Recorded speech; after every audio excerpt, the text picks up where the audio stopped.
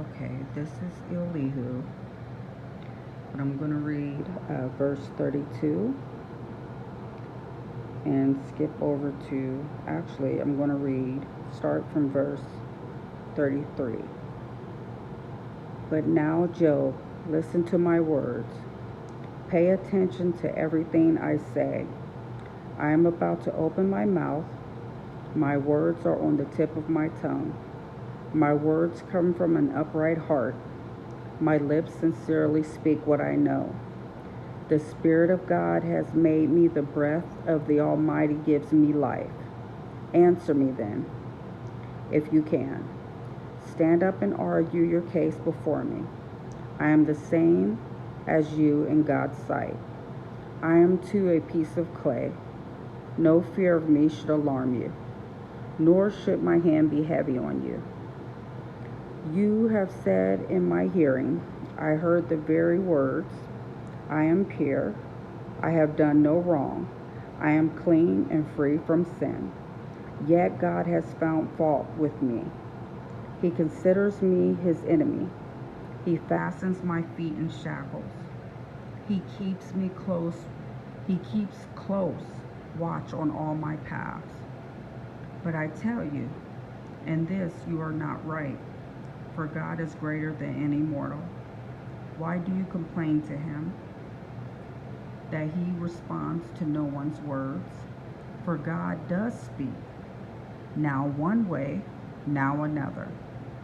Though no one perceives it, in a dream and a vision of the night, when deep sleep falls on people as they slumber in their beds, he may speak in their ears and terrify them with warnings, to turn them from wrongdoing and keep them from pride.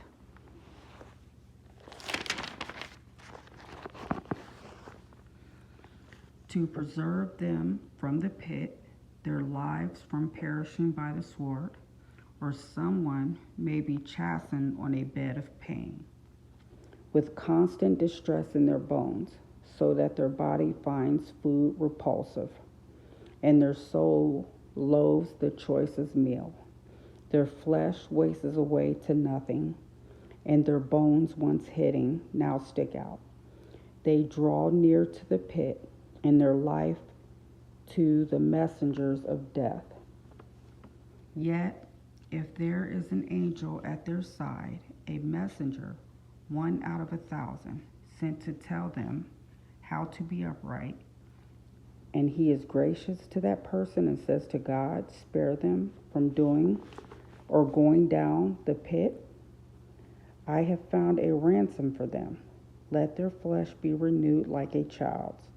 Let them be restored as in the days of their youth.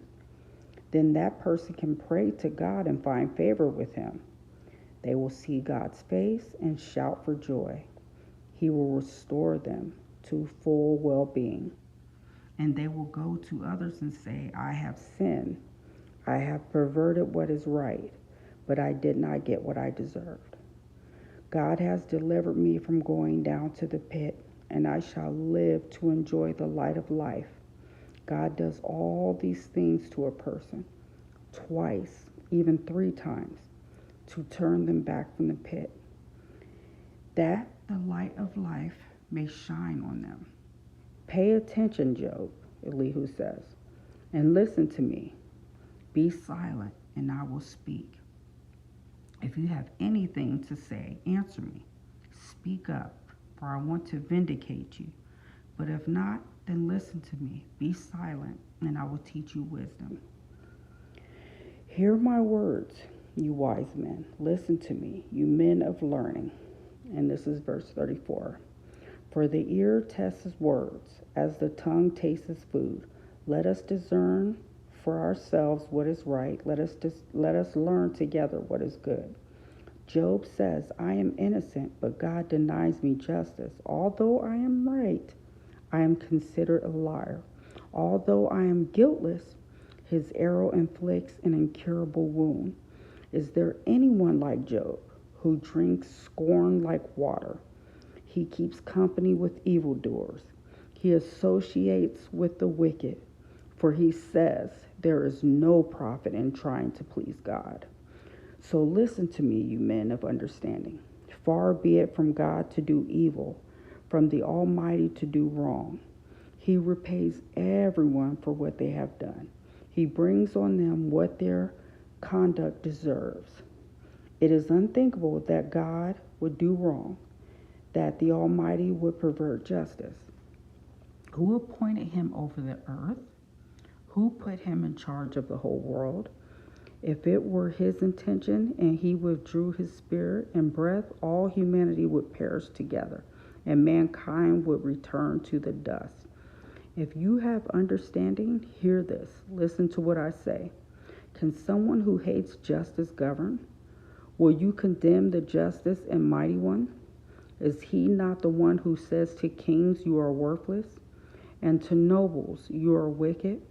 Who shows no partiality to princes, and does not favor the rich over the poor? For they are all the work of his hands. They die in an instant, in the middle of the night. The people are shaken and they pass away. The mighty are removed without human hand. His eyes are on the ways of mortals. He sees their every step. There is no deep shadow, no utter darkness where evildoers can hide. God has no need to examine people further, that they should come before him for judgment. Without inquiry, he shatters the mighty and sets up others in their place. Because he takes note of their deeds, he overthrows them in the night and they are crushed. He punishes them for their wickedness, where everyone can see them, because they turned from following him and had no regard for any of his ways. They caused the cry of the poor to come before him, so that he heard the cry of the needy. But if he remains silent, who can condemn him? If he hides his face, who can see him? Yet he is over individual and nation alike, to keep the godless from ruling, from laying snares for the people. Suppose someone says to God, I am guilty, but will offend no more. Teach me what I cannot see. If I have done wrong, I will not do so again.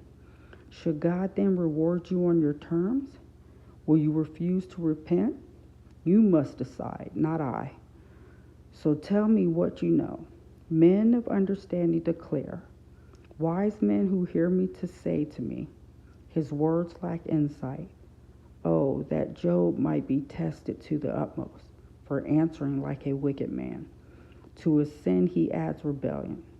Scornfully he claps his hands among us and multiplies his words against God.